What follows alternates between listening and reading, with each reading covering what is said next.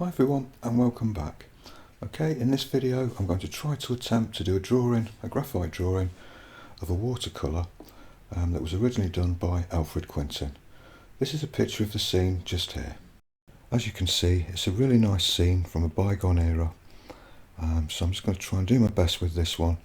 One of the problems you always have with redrawing a watercolour like this is to replace some of the watercolour brush marks with pencil textures. You have to kind of make them up a little bit.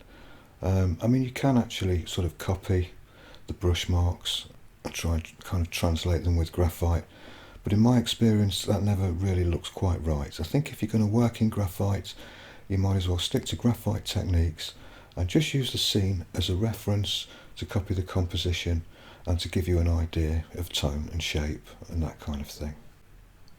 Another problem that's common to run into when you're doing a graphite drawing like this and you're copying somebody's painting, with lots of colour in it, you'll notice that when you send the reference image from colour to black and white, you notice that a lot of the contrasts change, and basically that's because the original artist has generally relied a lot on colour to try and get the contrast instead of tonal value. It's not always the case, but in a lot of cases this is what I've found.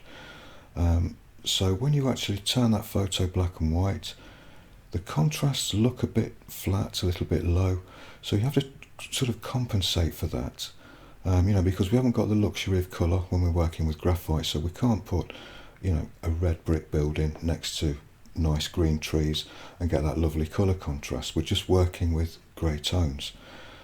So the only way we can get those contrasts is by ramping them up a little bit, making the lighter areas lighter, the darker areas a little bit darker, but without going over the top and still trying to keep a nice balance in the drawing. So the materials that I'm using for this one are my usual Daler Rowney Smooth Heavyweight A4 size paper. I'm using quite a selection of pencils.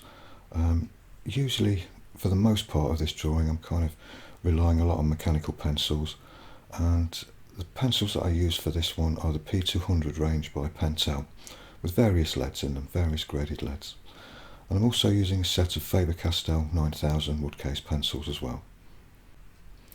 And of course, doing a drawing like this isn't specific to those materials. Any good quality paper and a decent set of pencils will do for this one. And also, if you're interested in drawing along with this one, the full lesson is over on my Patreon channel. It's an 18 video series, so there's 18 videos showing you step by step all of the techniques, all of the methods that I use to create this drawing. And I'll leave links to Patreon in the end screen cards and in the description below as well. Now, even though this drawing isn't really for beginners, more for intermediates really, it's the kind of drawing that if you felt you wanted to come out of your comfort zone a little bit, maybe you're a beginner, you've done a few drawings and you're really enjoying it, and you feel you just kind of want to progress a little bit more, this is the kind of drawing where it's fairly easy to follow along with. I guide you through every step of the way on the Patreon videos, and it's the kind of drawing that is ideal just to kind of take a quick step out of your comfort zone and just try something that you haven't tried before. In this video you'll learn a lot about texturing, tonal values, even how to keep things like the figures simple, simplifying the features on the faces, because at that sort of size and scale you don't see every hair in the eyebrows or eyelashes and wrinkles in the face or anything. The facial features are just merely little smudges of the pencil, just put in the right places.